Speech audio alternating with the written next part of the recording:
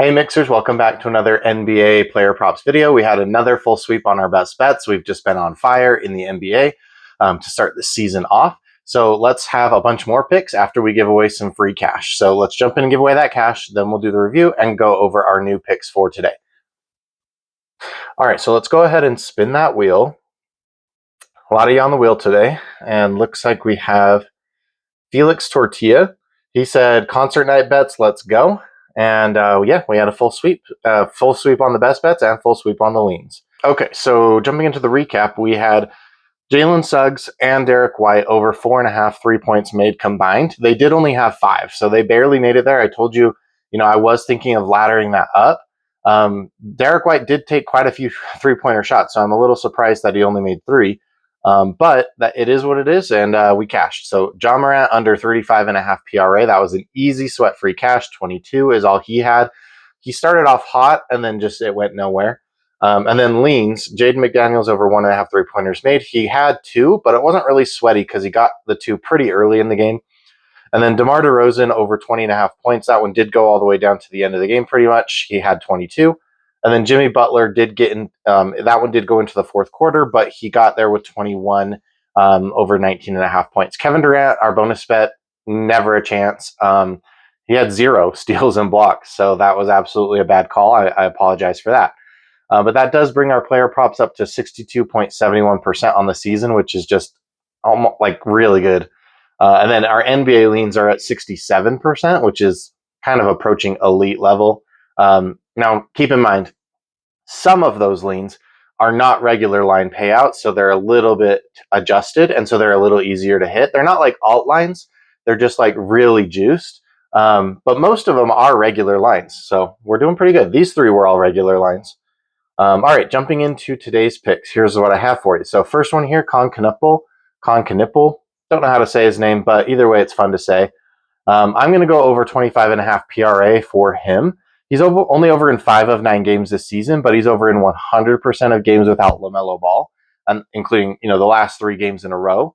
And he's well over this line, which is what I love about this. So he's either going to miss this line or go way over this line, probably nowhere in between. So you could also consider Colin Sexton's assists because LaMelo Ball is out, and he tends to assist a lot more when LaMelo Ball is out.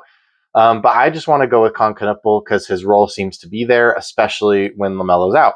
Miles Bridges also might be out. And so anyway, this game could get out of hand really, really fast. But I just feel like the usage will be there for him. Next one here is going to be Keontae George under 29.5 PRA. Now, he's over in 6 of 9 games this season, but he's over in 0% of head-to-head games with the Timberwolves. So his minutes are going to start getting cut a bit, I think, with Isaiah Collier coming back healthy and with the Jazz just starting to do their BS and run their crappy rotations where you can never really count on anybody getting full minutes because they want to lose. So it's the start of the Jazz tank season. And I think it starts now. So I'm going to go under on Keontae George. Also, one other fun fact is some of these head-to-heads, like this one second to last with the Timberwolves where he scored 26 PRAs, he played almost 48 minutes in that game, and it went into overtime. So, and then he played 30 minutes in several of these games where he missed. So it's just not a good matchup for him. It's just not a good spot for him. His usage has gone up significantly from last year, because they got rid of John Collins and Jordan Clarkson, and so they just needed him to play those minutes. But now I think they're going to be giving Ace Bailey more minutes and also Walter Clayton Jr. Just to kind of get their rookies a little bit more playing time, maybe feature them for a sell, maybe just get them prepped for next year. But that's what I think is going to start happening. And Isaiah Collier is back. So I love this one. All right, DeAndre Ayton. Over 15.5 points. This is just a lean. So I only have the 2 best bets for you again today, but I have a ton of leans and then some alt lines for you. So DeAndre Ayton over 15.5 points. He's in a good spot here against the Hornets, where he scored 24 and 26, although that was with the Trailblazers, not with the Lakers. But he's over in 5 of 9 games with the Lakers. He's over in 2 of 2 games with the Trailblazers head-to-head. And then he is over in every game where he took double-digit shot attempts this year, except this one against the Timberwolves where he hooked. So he scored exactly 15. So I just think he's in a really good spot here. I just don't know if this game gets super out of hand, like the Lakers just start running up the score on the Hornets, and maybe Ayton doesn't get his full usage and his full minutes. So that is why it is a lean. All right, Royce O'Neal, going back to him, if they keep his line at 2.5, we're going to keep taking it. So he's over in 2 of 3 games head-to-head with the Pelicans where he played at least 20 minutes. And he's over in 8 of 10 games this season. So this is a crazy line to me because you're getting this for an even payout. I definitely will be taking this one. The only reason it's a lean is because the Pelicans are not a good team and the Suns are not a good team. So I just don't know. The game could get out of hand is all I'm saying. One way or the other. Like, I don't know which way it could get out of hand. So that is my only concern here, but I think that it's a great play. All right, Ayo Dosunmu over 11.5 points. Now, these graphs are set at 10.5 because this line moved while I was, right before I started recording. And so I changed the heading to 11.5, but it was 10.5. So he's over in 5 of 7 games this season. He's over in 3 of 4 head-to-heads. And then Josh Giddey is questionable, which is the biggest piece. So obviously, if Josh Giddey doesn't play, I think he's going to get this easily. But if Josh Giddey plays, I still think he has a good chance, anyways. Not a great chance, but a good chance to go over this. So that is why it's a lean. Ace Bailey, we just talked about him on the Jazz, over 7.5 points. He has gone over in the past 2 games. He's now over in 3 of 9 games, but I think he should start playing more minutes. I think, it's hard to predict what the Jazz are going to do. But most likely they are going to start tanking. And I think part of that is going to be giving their rookies more playing time to get them accustomed to the NBA, whether that's for a trade or whether that's just to get them ready for next year. But I think the Jazz don't care to win games. They're going to accidentally win some games, probably. But they're just going to have some weird rotations here. And I think Lauri's going to lose minutes. Walker Kessler, if he ever comes back, is going to lose minutes. And then Keontae's going to lose minutes. And so I don't think you're going to see the starters playing 30 plus minutes every single game. They will sometimes, but most often they're probably going to be playing right around 30 minutes, maybe 28, 27. And then you'll probably even see some games where they only play 21 minutes.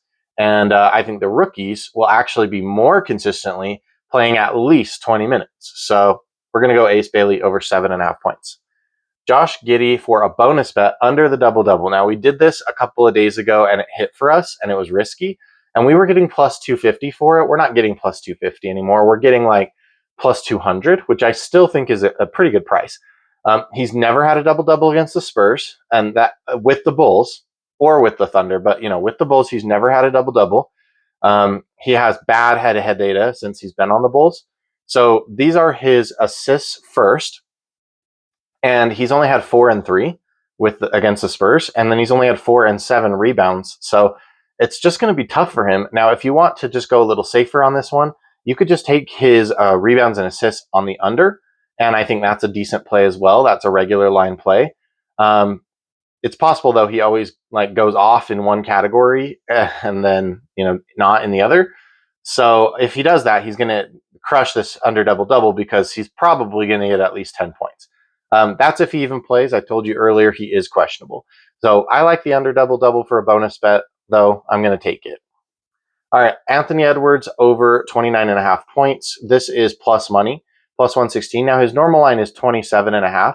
So if you want to take that, that's fine. My only concern is that he either crushes the 27.5 line or he just completely misses it. So I don't want to be going for a regular play here. I want to go for the plus money play. So you can get 29.5 for about plus 116, or you can get over 4.5 3-pointers made for plus 186. Anthony Edwards has owned the Jazz. So they just played, and Anthony Edwards had 37 points. He's had no less than 31 points against the Jazz in any of his head-to-heads here. And he's had at least 2 3-pointers made, but closer to 5 to 6 3-pointers made against the Jazz. It's just a spot for him. It's just a spot. I don't know how else to say it. So I'm going to be going in probably on both of these plus money plays, just, a little amount here and there. Like I said, if Anthony Edwards hits his lines, he's going to smash his lines. If he doesn't hit his lines, then he's going to miss all of them. So I just, be careful. Don't put too much into it. But I like the spot here for him. All right, Jalen Duren over a double-double. This is our first alt line play. He's over in 100% of head-to-head games. You can see the head-to-head data on the bottom here. There were a couple times where he barely got there, though. This season, he's missed the points twice, and he's missed the rebounds 4 times. But I just think this is a good spot against the Wizards where he is going to get plenty of points and rebounds. It's possible the game gets out of hand and he doesn't get his usage, but I feel like if by the time the game got out of hand, in the second or third quarter, like he's going to already have this is what I'm thinking. So I like to pair this with maybe one of the bonus bets or, some other bet to just get like a double up. So Franz Wagner, they gave us the 17.5 line a couple videos ago. We took that. They're not giving us that anymore. Now they're giving us 18.5. I still think it's pretty good. So he's over in 100% of head-to-head games recently, and he's over in 8 of 10 games this season. So it's still going to be an 80% hit rate. It's not going to be like the 97% hit rate that we got on the 17.5, but we're still getting the 18.5. So I love it. I'm going to take it. I'm going to pair it with something. And then Cooper Flagg here over 11.5 points. So his points line started at 14.5 today, moved up to 15.5. I think it's at 15.5 right now. I don't like that. I don't love it because I think he's going to score 14. And the original line was 14.5. And so I just didn't want to take it. So I'll take the alt line, take it down to 11.5, and then go over there. He's over 80% this season, and it's a good matchup for him. So I think that he's going to have a good chance to get over this line. And I think he lands, right around 14, somewhere in there. That's what I'm thinking for this one.